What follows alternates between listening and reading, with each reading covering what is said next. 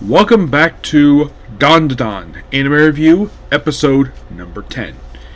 We are reviewing the 17th episode of the series for Dandadan.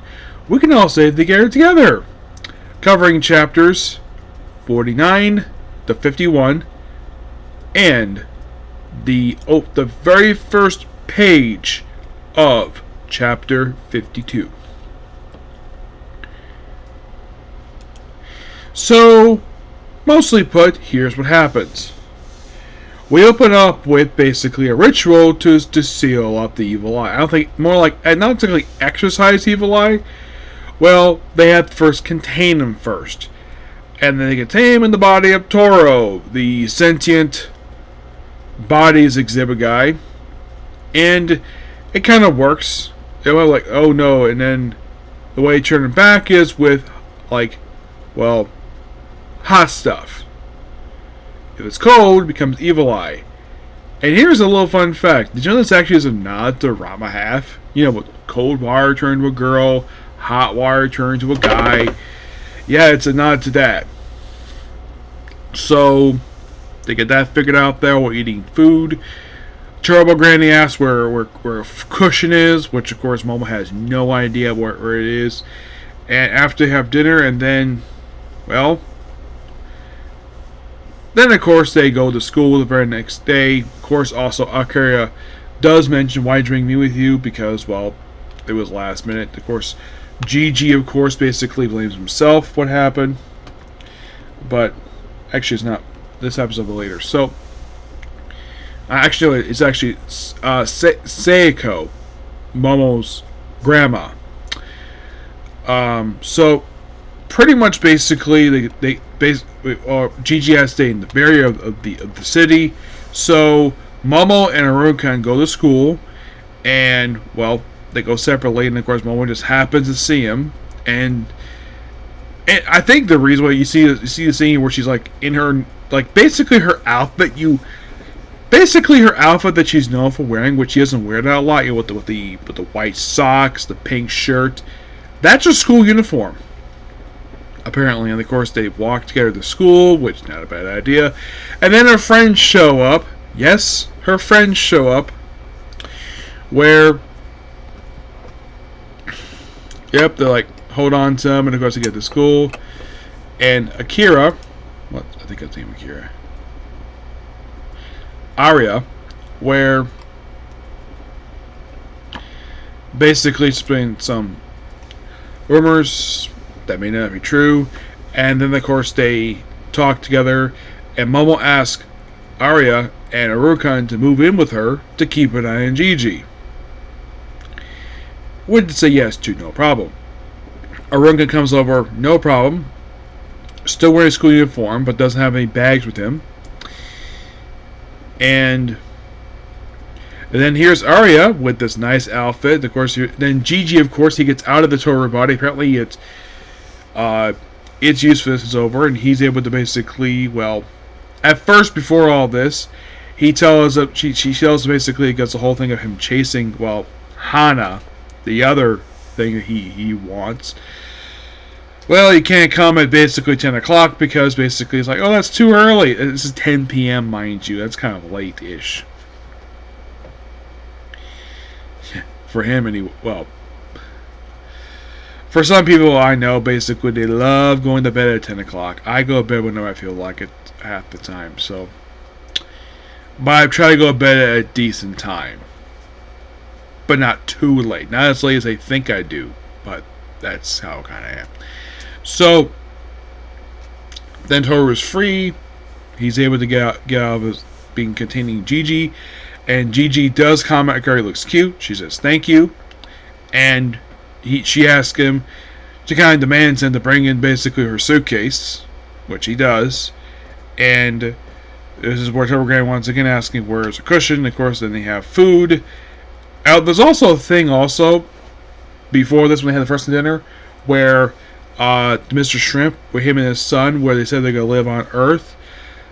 And because they tried to get milk out of the cow, nothing worked. So they're going to live on Earth and probably earn money.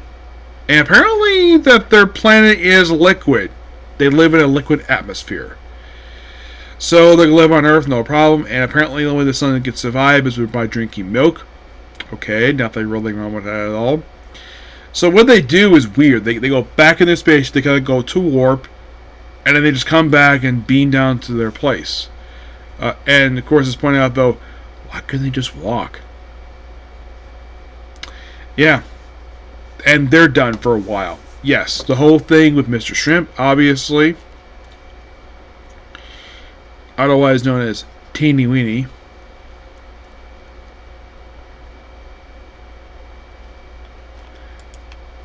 Yeah, as far as I can tell for him, he doesn't do much after this, per se.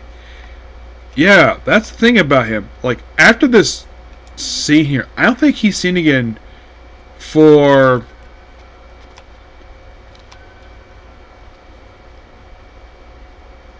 So he's seen briefly the very next arc of the series,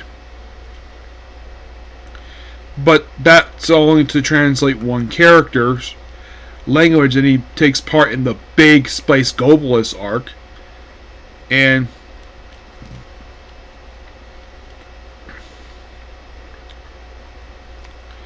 yeah, and the Space Globalist arc is actually the last time he's actually seen in the series. Oh yeah, definitely. Yeah, that's kind of weird though, the fact that that was the last time anybody saw him, like, because for the rest of this arc, like after he was seen at the end, basically when he's going off to his place, that is the last time you see him for quite a while. He does not return again to Chapter 6. We might see him again in probably a couple episodes. We'll see him maybe 2 more times for this arc, and then for the Kaiju arc. He appears briefly at the beginning, and then he appears for the penultimate chapter, and that's it. Space Globalist, he appears like for a lot of the arc, but not the entirety of it per se. Now, as for why in the world he doesn't necessarily like appear very much, probably because basically he's just a recurring character. So, and then of course they, after everybody leaves them, and of course you have, then everybody gets piled into a car to go see Gigi's parents. So in the back seat, it's Momo and Arun-kun. In the next row up, it's basically Gigi and Arya, and in front of that is basically Sayako, and driven by her disciple. Who, by the way, Gigi first to Sayako is hot as the hot aunt, despite the fact she's a grandma. Yeah, I always think it's kind of weird when it comes to Sayako, where she's supposed to be a grandmother, and yet she looks young.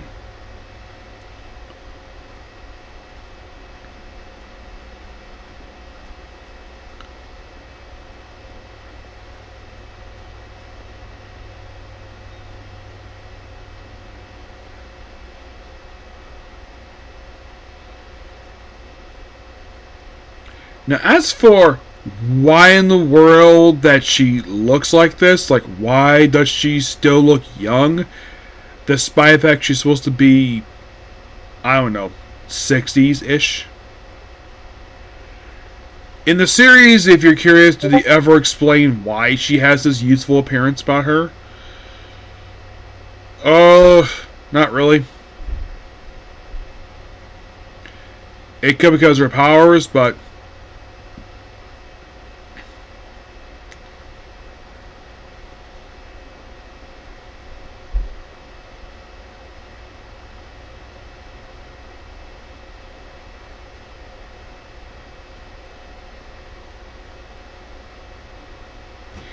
yeah, that's one thing about Sayako, that the series never answers this question. Why does she look so young despite being supposed to be Momo's grandma? I don't know. So then they go off and they drive off, and of course there's a brief scene where it looks like that Momo and Arun-kun are about to hold hands. They, of course, not make a big deal of it. And then Gigi, of course, moving around with Toros, of course, before you get the whole thing removed. And then, of course, there's his parents. And then we see on the news, as sort of a after effect from the previous arc, the family who they were fighting in the previous arc, all the sons get arrested, the matriarch of the family, she proceeds to flee, and she hates the fact basically what happened, so she proceeds to remove her skin, showing the fact she's not human. But apparently, she described herself as a subterranean. Yep, a subterranean.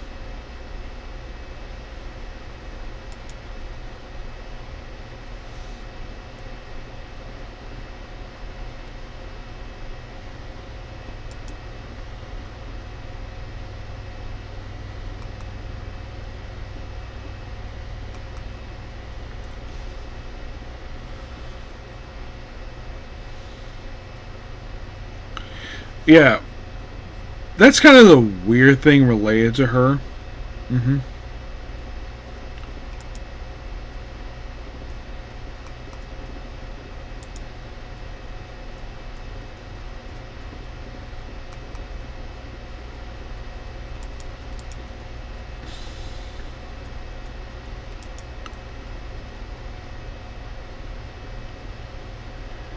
Yeah, in case you're curious still about her, when does she actually return after this arc?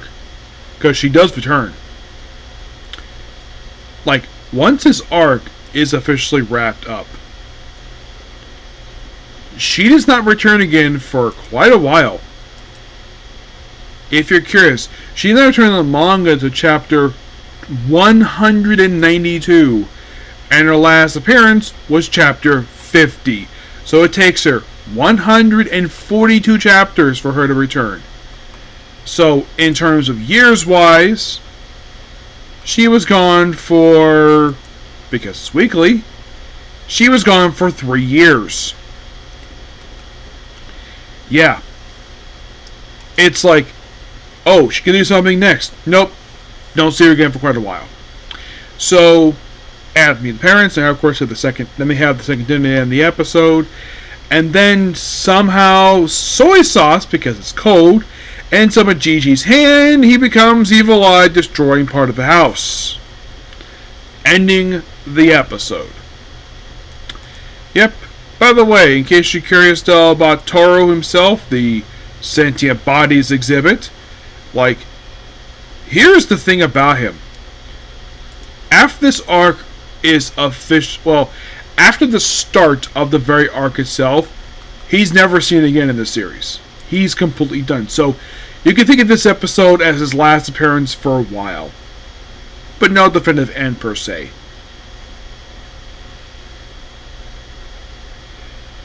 But what about his girlfriend, Hana?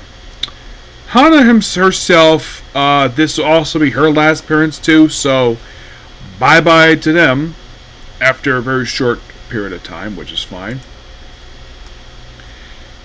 Arya herself, who was absent for the previous arc of the series, well, actually for a good majority of it, because she wasn't really necessary. I mean, she made her debut in Acrobat Silky. She only missed 2 chapters of that debut arc.